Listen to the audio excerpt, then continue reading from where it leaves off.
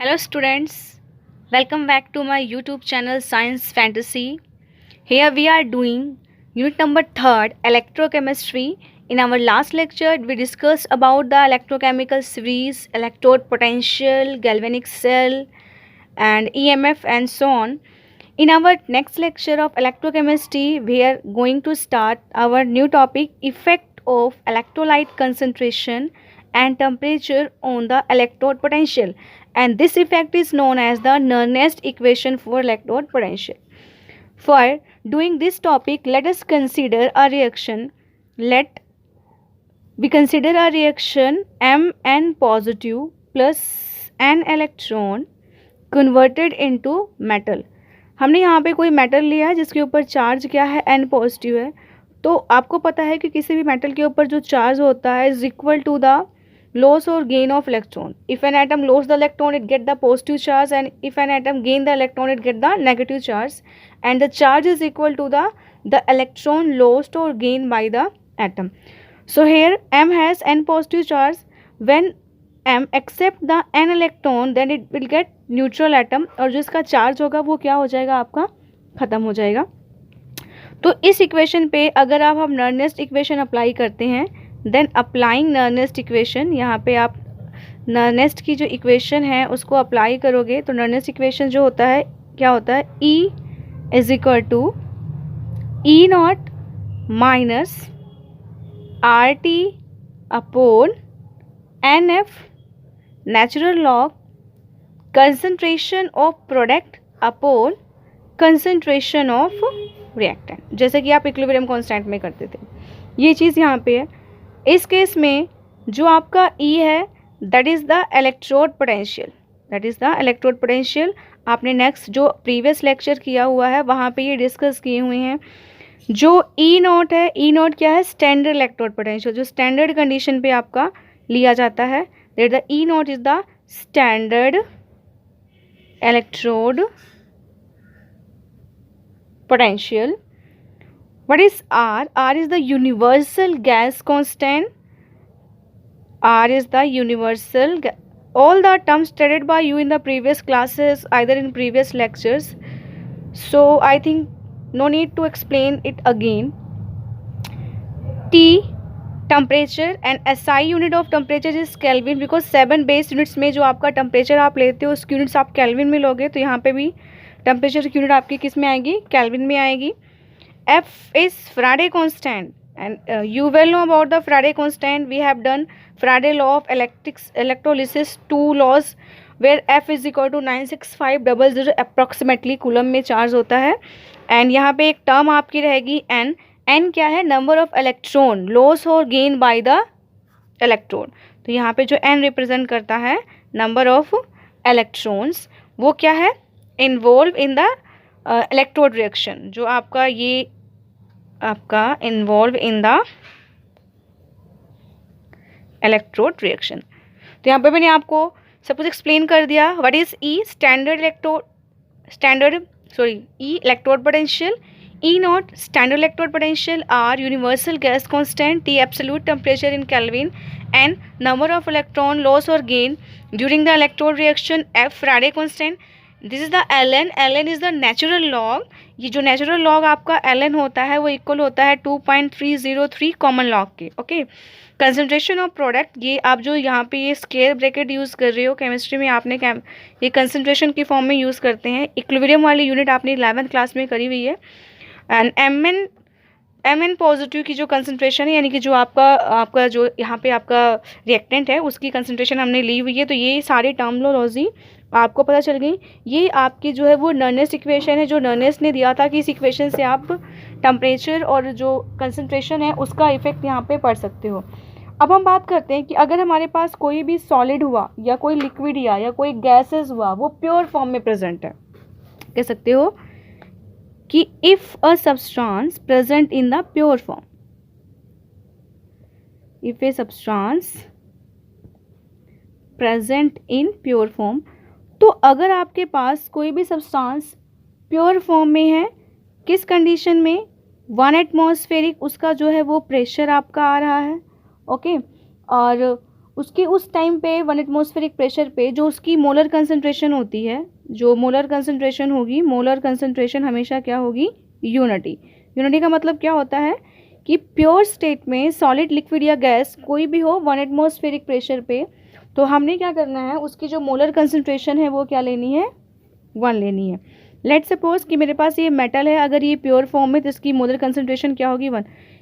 तो और अगर यहाँ पे सपोज करो मैंने जिंक की मोलर कंसंट्रेशन ली, ये जिंक आपने लिखा, जिंक का सिंबल है, and these square brackets are used to represent the molar concentration, then the molar concentration of zinc also taken as 1। Similarly molar concentration of copper is also taken as 1. Okay, after applying these conditions, our equation, Nernst equation, become as E is equal to E naught minus RT upon NF। Natural law, ऊपर अपने जो है M की concentration ली थी, ये आपकी यहाँ पे क्या था, M की कंसंट्रेशन, एंड अपॉन क्या था, M N पॉजिटिव की कंसंट्रेशन। तो ये प्योर फॉर्म में है तो इसकी जगह पे हम 1 पुट करेंगे। Now this equation become as E is equal to E not minus RT N F log 1 upon M की पावर N पॉजिटिव। ये अगर हम जो है प्योर कंडीशन में लेते हैं, आपको पता है कि जो नेचुरल लॉग होता है वो कॉमन लॉग के, यानी कि ln ये आपका नेचुरल लॉग है, एंड इसको हम कॉमन लॉग के इक्वल लिखते हैं 2.330, जो लॉग बेस 10 वाला होता है। तो अगर आप ये चीज़ यहाँ पे पुट करते हो तो ये इक्वेशन आपकी कैसे हो जाएगी, E is equal to E not minus 2.303 RT upon NF, यहाँ पे आपका क्या आ जाएगा, लॉग 1 अपॉन M की पावर N पॉजिटिव। ये चीज़ आपकी इक्वेशन हो जाएगी। इस चीज़ में बेटा कि अगर हम बात करते हैं कि हमारे पास जो R है, R जो होता है आपका यूनिवर्सल गैस कांस्टेंट है, और इसकी वैल्यू हमेशा फिक्स होती है, और वो क्या होती है, 8.314 जूल पर केल्विन पर मोल। यहाँ पे N तो फिक्स नहीं है, हाँ, बट आपका जो फैराडे है, फैराडे कांस्टेंट की वैल्यू कितनी होती है, 96500 कूलम। और अगर हम यहाँ पे टेम्परेचर जो है वो 298 केल्विन ले लेते हैं, टेम्परेचर क्या ले लेते हैं, 298 केल्विन। ये सारी वैल्यूज़ को आप इस इक्वेशन में पुट करते हो, मतलब कि R की जगह 8.314, T की जगह 298 और F की जगह जो है आप 96500 होते, तो आपकी इक्वेशन को सॉल्व करके आपकी इक्वेशन कुछ ऐसे बन जाती है, E is equal to E not minus 0.0591 upon N log 1 upon M N positive. ये इक्वेशन आपकी तभी फॉलो होगी जब आपको जो न्यूमेरिकल है उस न्यूमेरिकल में जो कंडीशन टेम्परेचर की दी होगी 298 केल्विन। इनकेस अगर आपको टेम्परेचर की जो लिमिट है, टेम्परेचर की जो यूनिट है वो कुछ और दी हुई है, तब आपकी इक्वेशन जो है वो फॉलो नहीं होगी। This equation is known as the Nernst equation. इस इक्वेशन को आप नर्नेस इक्वेशन कहते हो। जब भी आप जो है इस नर्नेस इक्वेशन को अप्लाई करते हो तो यहाँ पे जो ये इलेक्ट्रोड पोटेंशियल कैलकुलेट करते हो ई नॉट सेल, तो ई नॉट सेल के लिए बेटा आपके पास एक वैल्यू मैंने लास्ट लेक्चर में बताई थी, E naught cathode minus E naught anode. तो ये वाली वैल्यू जब भी आप पुट करोगे तो यहाँ पे जो आपका इलेक्ट्रोड पोटेंशियल है वो इलेक्ट्रोड पोटेंशियल हमेशा रिडक्शन पोटेंशियल लेना है, कभी भी ऑक्सीडेशन पोटेंशियल नहीं लेना। तो whenever we apply the Nernst equation we always taken as reduction potential of the electrode. तो ये नर्नेस इक्वेशन है, इसके यहाँ पे आपको न्यूमेरिकल्स आएंगे जो आपको करना होगा। हम सिर्फ एक न्यूमेरिकल करके देखेंगे, बाकी आप प्रैक्टिस करेंगे। Let's start the statement of the numerical. इसको न्यूमेरिकल की स्टेटमेंट को रीड करना है और जो कुछ भी दिया है उसको लिखना है। इनके साथ में नहीं समझ में आता है कि क्या कुछ गिवन है, then you will go with the unit of that particular statement. Unit से आपको पता चल जाएगा कि वहाँ पे क्या कुछ गिवन है। Calculate the electrode potential of A copper wire. Electrode potential बोला हुआ है, यानी कि आपको जो है ई की वैल्यू जो है वो कैलकुलेट करनी है। Dipped in 0.1 molar copper sulphate solution. यहाँ पे कॉपर सल्फेट सोल्यूशन है, उस कॉपर सल्फेट सोल्यूशन की हमें कंसंट्रेशन दी हुई है, वो क्या है 0.1 मोलर। अगर मैं कॉपर सल्फेट को आयनिक फॉर्म में लिखूं तो ये कॉपर 2 पॉजिटिव की जो मोलर कंसंट्रेशन दी हुई है वो हमें कितनी दी हुई है, 0.1 मोलर दी हुई है एट 25 डिग्री सेल्सियस। जो टेम्परेचर है वो मेरे को कितना दिया हुआ है, 25 डिग्री सेल्सियस। बट नर्नेस इक्वेशन में जो हमने टेम्परेचर लेना है वो हमने टेम्परेचर केल्विन में लेना है। तो केल्विन में कन्वर्ट करने के लिए यहाँ पे 273 जब आप ऐड करते हो तो ये आपका कितना जाता है, 298 केल्विन। ओके, टेम्परेचर आपका है। The standard electrode potential of the copper electrode, standard electrode potential का मतलब आपको ई नॉट गिवन है and this is the 0.34 volt. Okay, applying Nernst equation, जो कुछ यहाँ पे हमें दिया हुआ है उसके लिए हम नर्नेस इक्वेशन लेते हैं। तो सबसे पहले हम यहाँ पे इलेक्ट्रोड रिएक्शन लिखेंगे कि हमारे पास जो इलेक्ट्रोड रिएक्शन आता है वो कैसे आता है। इलेक्ट्रोड रिएक्शन ऐसा आता है कि आपको कॉपर सल्फेट दिया है यानी कि कॉपर 2 पॉजिटिव है, जितना चार्ज है अगर इसको न्यूट्रल फॉर्म में ले जाना है तो आप 2 इलेक्ट्रॉन अप्लाई करोगे तब ये कॉपर में चेंज होगा। यानी कि यहाँ पे जो n की वैल्यू आ गई वो कितनी आ गई, 2, बिकॉज 2 इलेक्ट्रॉन यहाँ पे क्या हो रहा है, चेंज हो रहा है। अब आप यहाँ पे नर्नेस इक्वेशन अप्लाई करेंगे। Nernst equation E is equal to E not cell minus, क्योंकि यहाँ पे जो मेरा टेम्परेचर है वो टेम्परेचर ऑलरेडी 298 केल्विन है। तो अगर टेम्परेचर 298 केल्विन है तो हम ये वाली इक्वेशन यहाँ पे क्या कर सकते हैं, अप्लाई कर सकते हैं। तो मेरे पास क्या आ जाएगा, E naught is equal to 0.0591 upon n log copper, यहाँ पे जो है वो प्रोडक्ट है कॉपर की कंसंट्रेशन अपॉन कॉपर 2 पॉजिटिव की कंसंट्रेशन हमने यहाँ पे लिया। अब बेटा मैंने आपको बताया है कि n की वैल्यू यहाँ पे 2 आ जाएगा, तो मुझे यहाँ पे n की value E is equal to E not, E not आपको गिवन है 0.34 वोल्ट, ई नॉट की वैल्यू पुट करेंगे 0.34 माइनस 0.0591 अपॉन n की वैल्यू 2 पुट करोगे यहाँ पे लॉग। ये जो कॉपर है ये प्योर फॉर्म में दिया हुआ है तो प्योर फॉर्म में इसकी कंसंट्रेशन 1 लेंगे एंड कॉपर 2 पॉजिटिव की कंसंट्रेशन हमें कितनी दी हुई है, 0.1 मोलर हमें इसकी कंसंट्रेशन यहाँ पे क्या है, गिवन है। इस इक्वेशन को थोड़ा सॉल्व करेंगे। E is equal to 0.34 minus यहाँ पे 0.0591 अपॉन 2, और अगर इसको आप मल्टीप्लाई कर दोगे तो ये हो जाएगा log 10। ये क्या हो जाएगा, log 10। log 10 की वैल्यू 1 होती है। आप सभी को मैंने log की वैल्यूज़ कैलकुलेट करना सिखाई हुई हैं। अगर फिर भी कोई डाउट रहता है कि log की वैल्यूज़ निकालने नहीं आती तो आप पर्सनली भी मेरे से इस चीज़ को पूछ सकते हैं। तो यहाँ पे log जो 10 है, log 10 की वैल्यू जो होती है वो आपकी क्या हो जाती है, 1 हो जाती है। मतलब आपके पास सिर्फ ये टर्म वहाँ पे आगे जाके आपको मिलेगी, क्योंकि 1 से मल्टीप्लाई करेंगे तो वो 1 ही आएगा। तो इस चीज़ को जब हम यहाँ पे सॉल्व करते हैं तो आपका आ जाता है E is equal to 0.34 minus 0.0591 upon 2। इसका एलसीएम लेंगे, एलसीएम आपका 2 आएगा, इसको यहाँ से 2 से डायरेक्ट मल्टीप्लाई जाएगा, 0.68 माइनस 0.0591 एंड फिर यहाँ पे इसको आप माइनस करेंगे तो आपका ई की वैल्यू आ जाएगी 0.31045 वोल्ट। तो by using this reaction we calculate the number of numericals. Okay, now our next topic is the equilibrium constant from Nernst equation. कि नर्नेस इक्वेशन से आप इक्विलिब्रियम कांस्टेंट को कैसे कैलकुलेट करते हैं। वैसे इक्विलिब्रियम कांस्टेंट आपको पता है, इक्विलिब्रियम में आपने किया हुआ है। इक्विलिब्रियम कांस्टेंट जो होता है वो क्या होता है, Kc।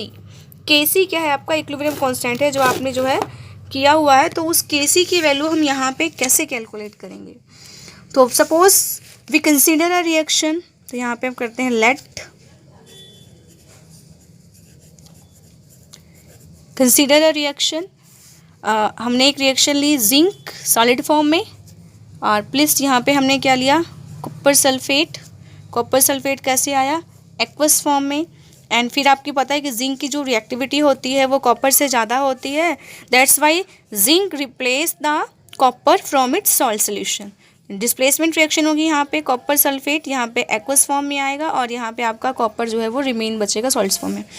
अगर इस रिएक्शन को मैं आयनिक फॉर्म में लिखूँ, जिंक सॉलिड फॉर्म में, कॉपर 2 पॉजिटिव एक्वस फॉर्म में, and this is converted into the zinc 2 positive aqueous and plus क्या आ जाएगा आपका कॉपर सॉल्ट स्टेट में आपका आ जाएगा। इक्विलिब्रियम कांस्टेंट Kc की वैल्यू क्या होती है, concentration of product to the concentration of reactant. ये हमने जो है इक्विलिब्रियम में 11th क्लास में बहुत डिटेल में किया हुआ है। तो our product is the zinc 2 positive and copper and our reactant is the copper 2 positive and zinc. So let's concentration zinc 2 positive and here we have taken concentration, molar concentration of copper. Now product is molar concentration of zinc and secondly copper 2 positive. अब मैंने यहाँ पे आपको बताया था कि जो copper होगा या फिर जो जिंक होगा, अगर ये प्योर फॉर्म में होते हैं तो इनकी जो मोलर कंसंट्रेशन होती है वो क्या होती है, 1 लेनी है हमने। तो यहाँ पे जो Kc की वैल्यू आ जाएगी, ये भी 1 हो गया और ये 1 हो गया। जिंक 2 पॉजिटिव की molar concentration upon copper 2 positive की मोलर कंसंट्रेशन वहाँ पे आ गई। अब यहाँ पे जो Kc है वो रिप्रेजेंट करता है इक्विलिब्रियम कांस्टेंट को। जब आप क्या करोगे, when E is equal to जो आपका E सेल होगा, अगर आप E सेल को क्या ले लोगे, 0 ले लोगे, E सेल की वैल्यू क्या ले लोगे, 0। तो जो आपकी नर्नेस इक्वेशन है, आपकी नर्नेस इक्वेशन क्या होती है, E cell is equal to E not cell minus RT NF log concentration, यहाँ पे जिंक प्रोडक्ट की concentration upon concentration of reactant. Okay this one. अब इस चीज़ को हम थोड़ा सा कर सकते हैं कि अगर मैंने ई नॉट सेल की वैल्यू क्या ले ली, 0 ले ली। अगर ये चीज़ मेरे पे 0 हो गई और जो ये है zinc 2 positive upon copper 2 positive, इसकी जगह मैंने Kc अप्लाई कर दिया, तो now my reaction is become to 0 is equal to E not cell minus RT upon NF log Kc। ये क्या हो गया मेरे पास, लॉग Kc हो गया। बिकॉज अब इधर का जो टर्म है वो सारा 0 हो गया, तो आप इस चीज़ को यहाँ पे ही रखना इस साइड, और इसका कंप्लीट टर्म जो है वो इक्वल के इधर ले आना, तो जो नेगेटिव वाला पार्ट है सारा पॉजिटिव में हो जाएगा।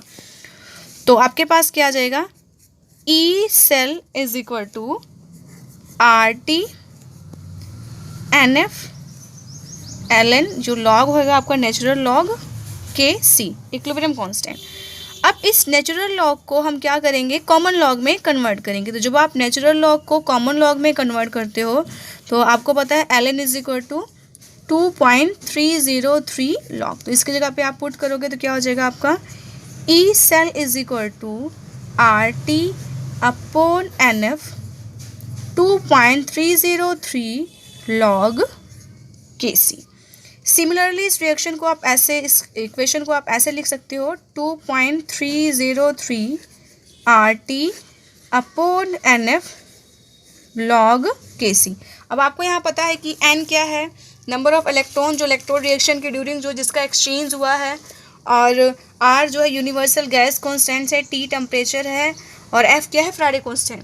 सिमिलरली जैसे हमने नर्नेस इक्वेशन में किया था कि अगर हम टेम्परेचर की वैल्यू क्या ले लेते हैं, 298 केल्विन ले लेते हैं, तो हमें पता है कि जो फ्राडे की वैल्यू होती है 96500 कूलम होती है, एंड आर की वैल्यू 8.314 जूल पर केल्विन पर मोल आपकी यहाँ पे वैल्यू होगी। तो ये जो इक्वेशन है वो आपका क्या हो जाएगा, ये आपका ई नॉट है। आई एम सॉरी, मैं क्या ई नॉट लगाना भूल गई, ये ई नॉट है क्योंकि हमने ई सेल नेगेटिव लिया था। तो E not cell is equal to क्या हो जाएगा आपका, ये सारा कुछ आप सॉल्व करोगे, सिर्फ एन की जो वैल्यू होती है वो अनसर्टेन होती है। तो this equation now become 0.0591 upon n log Kc। तो इस इक्वेशन का यूज़ करके आप इक्विलिब्रियम कांस्टेंट भी कैलकुलेट कर सकते हो, और अगर सिर्फ लॉग Kc की वैल्यू देके आपको स्टैंडर्ड इलेक्ट्रोड पोटेंशियल पूछता है तो आप इस तरह से आप कर सकते हो। ये आपका जो Kc है वो आपका क्या है, इक्विलिब्रियम कांस्टेंट है। ये हमें बताता है एक्सटेंट ऑफ रिएक्शन, यानी कि अगर पूछा जाए कि what is the significance of Kc, तो it tells about the extent of reaction, यानी कि आपकी जो रिएक्शन है टेल्स अबाउट द वो कितनी हो गई है और कितनी नहीं हुई है। मतलब Kc की वैल्यू जितना ज़्यादा आएगी जो रिएक्शन है वो उतनी ज़्यादा आपकी प्रोसीड कर चुकी होगी, और जितनी कम आएगी वो आपकी उतनी कम रिएक्शन आपकी वहाँ पे हुई होगी। इसके भी यहाँ पे हम न्यूमेरिकल करेंगे, स्टेटमेंट को रीड करेंगे। Our statement is okay, calculate the equilibrium constant for the reaction. First of all we have to calculate the equilibrium constant Kc। Reaction दी हुई है, copper 2 Ag positive, copper 2 positive, यानी कि इससे पता चल रहा है जो N की वैल्यू आ रही है वो कितनी आ रही है हमारे पास 2 आ रही है, बिकॉज एक सिल्वर के लिए 1 इलेक्ट्रॉन का चेंज है और 2 के लिए 2 के यहाँ पे आपका चेंज है। अब इसको आप इलेक्ट्रोकेमिकल सेल रिप्रेजेंटेशन मैंने आपको लास्ट लेक्चर में कराई थी कि लेफ्ट साइड यहाँ पे जो है वो आपका एनोड आता है जहाँ पे ऑक्सीडेशन होता है, एंड राइट साइड में आपका कैथोड आता है जहाँ पे रिडक्शन होता है। तो इसको आप सेल रिप्रेजेंटेशन को कैसे लिखोगे, copper single vertical line, copper 2 positive, now double vertical line, यहाँ पे आपका क्या आ जाएगा Ag positive, and single line यहाँ पे क्या आ जाएगा आपका Ag आ जाएगा। ये आपका सेल रिप्रेजेंटेशन है। इस सेल रिप्रेजेंटेशन से आप ई नॉट सेल की वैल्यू कैलकुलेट करोगे। ई नॉट सेल की वैल्यू क्या होती है, E naught cathode minus E naught anode. इस केस में जो आपका कैथोड है, कैथोड का काम कौन कर रहा है, यहाँ पे सिल्वर कर रहा है, और एनोड का काम जो है आपका कॉपर कर रहा है। हमें हमेशा इसमें रिडक्शन पोटेंशियल लेना होता है। तो लेट अस चेक कि ये मेरे पास रिडक्शन पोटेंशियल है या नहीं। ए पॉजिटिव जो है Ag में जा रहा है, +1 से 0 में ऑब्वियस रिडक्शन है। कॉपर 2 पॉजिटिव से कॉपर में चेंज हो रहा है, ये भी रिडक्शन है। तो इन वैल्यूज़ को हम एज इट इज़ ले लेंगे। अगर यहाँ पे ऑक्सीडेशन पोटेंशियल दिया होता है फिर हम इसका साइन जो है वो चेंज करते। तो यहाँ पे कैथोड क्या है आपका सिल्वर का दिया है 0.80, सिल्वर का 0.80 दिया हुआ है, और यहाँ पे फिर आप वोल्ट में माइनस 0.34 वोल्ट लगाओगे। इसको माइनस करेंगे आपके पास क्या आएगा 0.46 वोल्ट। ये आपके पास ई नॉट सेल की वैल्यू यहाँ पे आ रही है। अब हमें जो है लॉग Kc की वैल्यू कैलकुलेट करने के लिए कहा है, तभी हमने पीछे इक्वेशन अपनी की हुई है। E not cell is equal to आपके पास क्या है 0.0591 upon n log Kc। Okay, E not cell की वैल्यू आपको पता है, n की वैल्यू 2 आ गई है, ये निकालना है, इजीली हो जाएगा।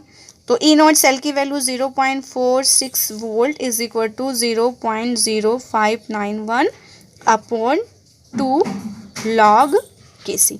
इक्वेशन को रीअरेंज करेंगे तो जो 2 होगा वो ऊपर चला जाएगा और 0.0591 वो नीचे आ जाएगा। तो now here we can write log Kc is equal to 0.46 multiplied by 2 and divide by the 0.0591। Here log Kc is equal to, इसको हम सॉल्व करते हैं तो हमारा आ जाएगा 15.5668। Students, here I am using calculator and requested to you do not please do not use the calculator because in final board examination calculators are not allowed in the chemistry paper। तो यहाँ पे मैंने log की value निकाल ली है। अब यहाँ पे जो ये Kc की वैल्यू चाहिए, हमें log Kc की वैल्यू नहीं चाहिए, तो जो log है वो रिवर्स में जाके क्या बन जाएगा, एंटी लॉग बनेगा 15.5668। जब इसको आप एंटी लॉग की वैल्यू भी मैंने आपको पहले से बता रखी है, जगह 688 × 10⁻15, तो ये आपके पास जो है वो Kc की वैल्यू यहाँ पे आ गई है। इस चीज़ को आप यहाँ पे ध्यान रख के जो है Kc की वैल्यू इस इक्वेशन से कैलकुलेट कर रहे हो, जबकि यहाँ पे आपको कुछ भी नहीं दिया हुआ है, सिर्फ आपने ई नॉट सेल को अलग से कैलकुलेट किया, ई नॉट ए नॉट कैथोड करके, और आफ्टर डेट आपने वो वैल्यूज़ वहाँ पे पुट करके आपने Kc की वैल्यू क्या करी है, कैलकुलेट किया हुआ। सिमिलरली ऐसे बहुत सारे क्वेश्चंस आपको करने के लिए मैं दूंगी जो है प्रैक्टिस के लिए, होप सो आप उसको वहाँ पे जो है वो अच्छे से करोगे। Due to lack of time हमारे पास एक न्यूमेरिकल और है, तो उसमें आपको स्टेटमेंट समझा दूँ, आप खुद से सॉल्व करना है इसको।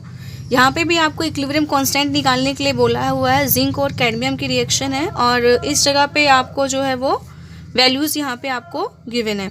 तो इस केस में भी आपको रिडक्शन पोटेंशियल दिया हुआ है, तो नीड नहीं है कुछ भी चेंज करने की, बस कैथोड एनोड आपने आइडेंटिफाई करना है, उसके बाद वैल्यूज़ जो है वो जो प्रीवियस हमने इक्वेशन करी है उसमें पुट करके ये निकाल लेना। एक बार स्टेटमेंट के आप ध्यान से देख लें, जो भी इसका आंसर होगा आप मुझे कमेंट सेक्शन में लिख के जरूर बताएंगे। Now our next topic is the Gibbs free energy and cell potential. Gibbs free energy आपने जो है वो पढ़ा हुआ है, तो इसमें है कि जब भी हम कोई भी इलेक्ट्रिकल वर्क डन करते हैं, कोई भी इलेक्ट्रिकल वर्क करते हैं, तो वो जो इलेक्ट्रिकल वर्क होता है वो इक्वल होता है फ्री एनर्जी में कितना जो है वो चेंज आया है। यानी कि you can say electrical work done is equal to the decrease in free energy of the system. Obvious सी बात है कि अगर हम कोई भी काम कर रहे हैं और हमारा काम कितना हुआ वो पता चल जाता है कि हमारी एनर्जी कितना लॉस हुआ है, हम कितने टायर्ड हुए हैं, उससे पता चल जाता है। तो अगर आपका जो सिस्टम है उसकी जो फ्री एनर्जी चेंज है वो कितना है, डेल्टा जी। तो ये जो डेल्टा जी है वो आपकी क्या आएगी, नेगेटिव में आएगी, यानी कि जो इलेक्ट्रिकल वर्क डन होगा सिस्टम का सराउंडिंग के ऊपर वो आपका क्या आएगा, पॉजिटिव में आएगा। ये इलेक्ट्रिकल वर्क डन जो है वो जो आपका पॉजिटिव में आएगा और जो चेंज एनर्जी का वो किस में आएगा, आपका नेगेटिव में आएगा। तो उस चीज़ पे हम यहाँ पे देखेंगे कि जो डेल्टा जी की वैल्यू, क्योंकि वो decrease in the free energy की आपकी बात कर रही है। तो अगर हमने जो है इलेक्ट्रिकल वर्क डन हम लिखेंगे इक्वेशन की फॉर्म में, वर्ड इक्वेशन की फॉर्म में अगर हम लिखते हैं इलेक्ट्रिकल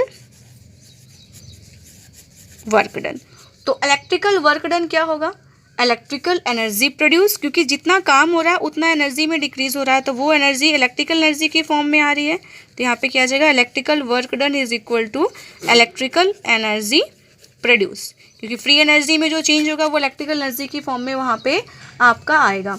और जो इलेक्ट्रिकल एनर्जी होती है वो क्या होती है, quantity of electricity flow into EMF, और ये किसके इक्वल होती है, क्वांटिटी ऑफ इलेक्ट्रिसिटी फ्लो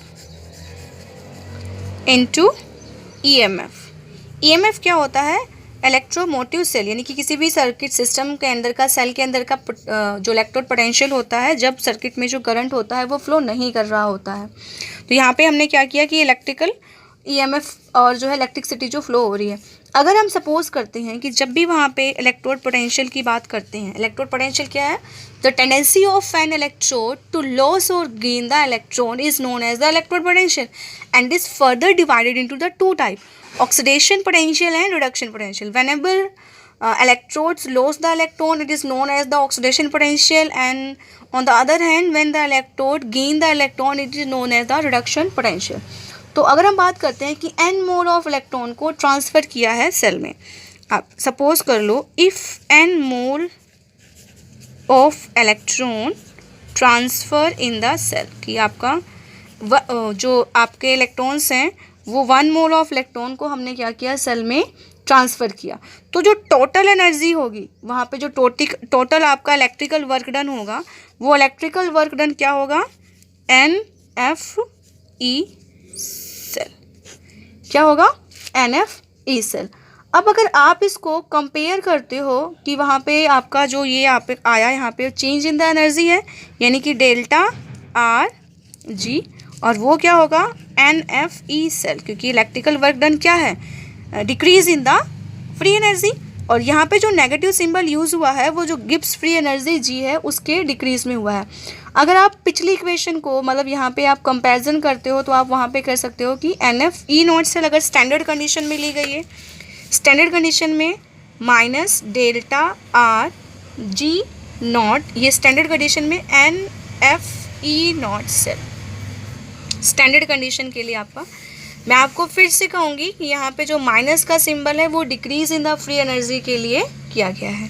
हमें पहले से पता है, हमें अभी लास्टली किया हुआ है, लास्ट जो भी हमने टॉपिक किया है कि E not cell is equal to RT NF ln Kc, जब इक्विलिब्रियम कांस्टेंट वाला कर रहे थे, ये चीज़ है। तो अगर इस वैल्यू को हम इस इक्वेशन में पुट करते हैं, इस वैल्यू को इस इक्वेशन में पुट करते हैं, तो आपके पास क्या होगा, minus delta RG not is equal to NF, E not cell की जगह पे मैंने पुट कर दिया RT NF log Kc। ये वाले NF से ये वाला NF क्या हो गया, ऑलरेडी कैंसिल हो जाएगा। जब ये कैंसिल हो जाएगा मेरे पास बचेगा delta RG not is equal to, आपका क्या बचेगा, RT, एक सॉरी ये माइनस का सिंबल यहाँ नहीं आएगा, अभी ये इधर है, ये हो जाएगा RT ln Kc, या फिर यहाँ पे delta RG not is equal to, ये मैं माइनस का सिंबल इधर लेके जाऊँगी, माइनस RT ln Kc। ये जो आपका नेचुरल लॉग है इसको कॉमन लॉग में कन्वर्ट करेंगे, 303 लॉग में आएगा, तो ये हो जाएगा delta RG not is equal to minus 2.303 RT log Kc। तो इस इक्वेशन का यूज़ करके आप standard Gibbs energy free change या जो है इक्विलिब्रियम कांस्टेंट सी की जो वैल्यू है वो आप क्या कर सकते हो, यहाँ पे आप कैलकुलेट कर सकते हो। तो होप सो आपको ये समझ में आया होगा। इसके बिहाफ पे हम न्यूमेरिकल भी मैं आपको करके दिखाऊंगी कि हमने कैसे करने हैं। तो here numerical is calculate the standard free energy change. Standard free energy change यहाँ पे निकालने के लिए आपको बोला गया है and maximum work done obtain for the reaction, और मैक्सिमम वर्क डन भी निकालना है आपने और स्टैंडर्ड फ्री एनर्जी चेंज भी निकालना है आपको। यहाँ पे रिएक्शन दी हुई है, रिएक्शन से 2 इलेक्ट्रॉन का चेंज आ रहा है तो आपको n क्या है 2 वैल्यू आ गई। अब ये जिंक है वो एनोड का काम कर रहा है और ये कैथोड का, बिकॉज जिंक का ऑक्सीडेशन हो रहा है और कॉपर का क्या हो रहा है, रिडक्शन हो रहा है। तो हम यहाँ से जो है ई नॉट सेल की वैल्यू निकाल लेंगे। ई नॉट सेल की वैल्यू क्या होती है, E naught cathode minus E naught anode. आप इसको नंबर ऑफ टाइम कर चुके हो तो बार बार आपको बताने की ज़रूरत नहीं पड़ेगी, इलेक्ट्रोकेमिकल सेल की रिप्रेजेंटेशन भी करके नहीं दिखानी पड़ेगी। तो यहाँ पे कैथोड का काम कॉपर कर रहा है तो कॉपर का दिया है 0.34 वोल्ट माइनस जिंक, तो ये माइनस 0.76 वोल्ट है। यहाँ पे दोनों सिंबल माइनस के हैं तो ये दोनों प्लस हो जाएगा, 0.34 वोल्ट प्लस 0.76 वोल्ट। इसको जो आप प्लस करोगे तो आपका जाएगा 1.10 वोल्ट। अब आपको फ्री एनर्जी चेंज निकालना है तो delta R G not is equal to, ये आपका क्या है, आपका आएगा एन एफ। ठीक है, मैक्सिमम वर्क डन निकालने के लिए आपका फॉर्मूला आपको यहाँ पे मैं आपको दिखूंगी, N F E not cell, यहाँ ये वैल्यू है N F E not cell है माइनस में, तो ये N F E not cell रखोगे यहाँ पे तो एन की वैल्यू कितनी है 2, एफ 96500 इंटू ई नॉट 1.10। जब इसको यहाँ पे आप सॉल्व करोगे तो सॉल्व करके वैल्यू आ जाएगी 212300 जूल। तो ये आपकी क्या आ गई, फ्री एनर्जी चेंज आ गया। तो जितना फ्री एनर्जी में चेंज आता है, डिक्रीज होता है, उतना आपका क्या होता है, मैक्सिमम वर्क डन होगा। तो ये चीज़ आपकी क्या आ गई कि जो आपने मैक्सिमम जो है वर्क डन किया वो यहाँ से आपका आ गया। अब इसको आप जो है कैसे निकालेंगे, लॉग केसी की वैल्यू भी आपको बोली हुई है, यहाँ लास्ट में आपको बोला हुआ है कि also calculate the equilibrium constant. तो इक्विलिब्रियम कांस्टेंट निकालने के लिए हम ये वाला इक्वेशन लगाएंगे। हमें इसकी वैल्यू पता चल गई, आर टी की पता होती है, तो यहाँ से लॉग केसी की वैल्यू निकाल लेंगे। तो हमारे पास जो इक्वेशन आएगी वो क्या आएगी, delta R G not is equal to minus 2.303 R T log KC. हमें लॉग केसी निकालनी, इक्वेशन को रीअरेंज करेंगे। Log KC is equal to delta R G not is equal to 2.303 R T, ये minus इधर आ जाएगा। इनकी values put करेंगे। पीछे इक्वेशन में हमारी इसकी वैल्यू आई है 212,300 अपॉन यहाँ पे minus 2.303। R universal gas constant 8.314 और टेम्परेचर आपको दिया हुआ है 298 केल्विन दिया हुआ है। इसको हम सॉल्व करेंगे तो मेरे पास जो लॉग केसी है, लॉग केसी की वैल्यू आ जाएगी 37.2074। अगर मैंने यहाँ पे केसी की वैल्यू निकालनी है तो लॉग अपोजिट साइड में जाके क्या होगा, एंटी लॉग होगा। एंटी लॉग 372074 आपका एंटी लॉग की जो है वो वैल्यू यहाँ पे आएगी और फिर आप इस वैल्यू को यहाँ पे पुट करोगे तो एंटी लॉग की वैल्यू भी आपको आती है देखनी, मैंने सिखाया हुआ है। अभी भी अगर मैं आपको लगता है कि थोड़ी डिफ़िकल्टी तो आप मेरे से पूछ लेंगे, मैं आपको दोबारा भी करवा दूँगी। तो ये आपकी केसी की वैल्यू यहाँ पे आ जाती है। तो इस तरीके से हम केसी की वैल्यू भी यहाँ से कैलकुलेट कर सकते हैं। Now our next topic is the concentrated cell. अब क्या है कि एक ऐसी सेल जिसमें जो 2 इलेक्ट्रोड्स होती हैं, या तो वो सेम मटेरियल की बनी होती हैं लेकिन जो इलेक्ट्रोलाइट की कंसंट्रेशन होती है वो डिफरेंट होती है। जैसे कि हमने कहा कि हमने 2 कंटेनर लिया, उस कंटेनर में जो इलेक्ट्रोलाइट्स है उसमें जो सेल इलेक्ट्रोड्स हैं वो दोनों इलेक्ट्रोड्स जो होती हैं वो सेम मटेरियल की बनी होती हैं, पर इसमें जो सोल्यूशन डला होता है उसकी कंसंट्रेशन क्या होती है या सोल्यूशन क्या होता है, डिफ़र होता है। क्या ऐसा हो सकता है कि दोनों सोल्यूशन सेम होते हैं लेकिन उनमें आपस में एक हमने 0.2 ले लिया, एक 0.4 ले लिया, अलग अलग कंसंट्रेशन ले ली, तो सेल्स जो होती हैं उसको हम क्या बोलते हैं, कंसंट्रेशन सेल। यानी कि ऐसी आप इन शॉर्ट कह सकते हो कि the cell in which the either two electrodes are of the same material, यानी कि जो दो आपके इलेक्ट्रोड्स होंगी या तो वो दोनों क्या होंगी, सेम मटेरियल की होंगी, but the concentration of the electrolyte in them is different, लेकिन जो उनमें कंसंट्रेशन होगी इलेक्ट्रोलाइट्स की वो क्या होगी, डिफरेंट होगी। तो ऐसे सेल को हम क्या बोलते हैं, इलेक्ट्रोलाइट कंसंट्रेशन सेल। उनको हम क्या बोलते हैं, इलेक्ट्रोलाइट कंसंट्रेशन सेल। या फिर हो सकता है कि जो दो इलेक्ट्रोड्स होती हैं उनमें डिफरेंस कंसंट्रेशन हो लेकिन वो सेम सोल्यूशन में रखी हुई हों, मतलब दोनों इलेक्ट्रोड की जो मटेरियल है वो अलग हो लेकिन वो सेम ही सोल्यूशन में रखी होती है, तो उनको हम क्या बोलते हैं, इलेक्ट्रोड कंसंट्रेशन सेल। वैसे आपको इतना डिटेल में इसमें जाने की ज़रूरत नहीं है, बट आपने ध्यान रखना है कि 298 केल्विन पे जो इसके लिए आप वैल्यू पुट करते हो ई सेल की, वो क्या होती है, E cell is equal to 0.0591 upon n log C2 upon C1, कि जब आपकी जो सेल होगी दोनों की डिफरेंट कंसंट्रेशन होगी, तो एक जो सेकंड वाली कंसंट्रेशन होगी C2 और फर्स्ट वाली कंसंट्रेशन क्या होगी, C1। जब सेल वर्क करती हैं वन इलेक्ट्रोलाइट में तो डिक्रीज करता है, और इस तरह से एक ऐसी कंसंट्रेशन आती है कि जो C1 होता है वो C2 के क्या हो जाता है, इक्वल हो जाता है। जब C1 C2 के इक्वल हो गया, मतलब दोनों सेल के जो पास इलेक्ट्रोड से उनकी कंसंट्रेशन क्या होगी, सेम होगी, तो वहाँ पे कोई भी करंट जो है वो फ्लो नहीं करेगा। उस स्टेज में जो ई नॉट सेल की वैल्यू है वो क्या आ जाएगी, आपकी 0 हो जाएगी, और जो आपका सेल होगा वो डेड हो जाएगा, वो स्टॉप वर्किंग जो है अपनी क्या कर देगा, स्टॉप कर देगा। इसके भी यहाँ पे आपको न्यूमेरिकल करवाऊंगी मैं। Calculate the EMF of the following concentration cell at 298 kelvin. 298 kelvin पे है, यहाँ पे आपको दी हुई है, तो आपकी इक्वेशन यहाँ पे क्या आएगी, E cell is equal to 0.0591 upon n log C2 by C1। बेटा यहाँ पे जिंक सल्फेट है आपका, जो है सीधे यहाँ पे आपका हो रहा है कि यहाँ पे जो है 2 जिंक जो है वो जिंक 2 पॉजिटिव में कन्वर्ट हो रहा है, तो यहाँ पे जो n की वैल्यू आएगी वो कितनी आ जाएगी, 0.0591 डिवाइड बाई 2 लॉग। कंसंट्रेशन है, एक की कंसंट्रेशन कितनी दी हुई, C2 0.5 और नीचे वाली कितनी दी हुई, 0.05 दी हुई है। इसको आप डिवाइड करेंगे तो ये आपका यहाँ पे जो है 0.0591 अपॉन 2 और ये आपका आ जाएगा log 10। log 10 की वैल्यू ऑलवेज कितनी होती है, 1 होती है, तो यहाँ पे जो आपका ई नॉट सेल होगा वो ई सेल जो आपका कितना आ जाएगा 0.02955, या आप पॉइंट्स को अगर यहाँ पे लेके आते हो तो ये हो जाएगा 2.955 इंटू 10⁻⁻²। तो इस तरह से आप इलेक्ट्रोड पोटेंशियल कैलकुलेट कर सकते हो। तो this is all about this lecture.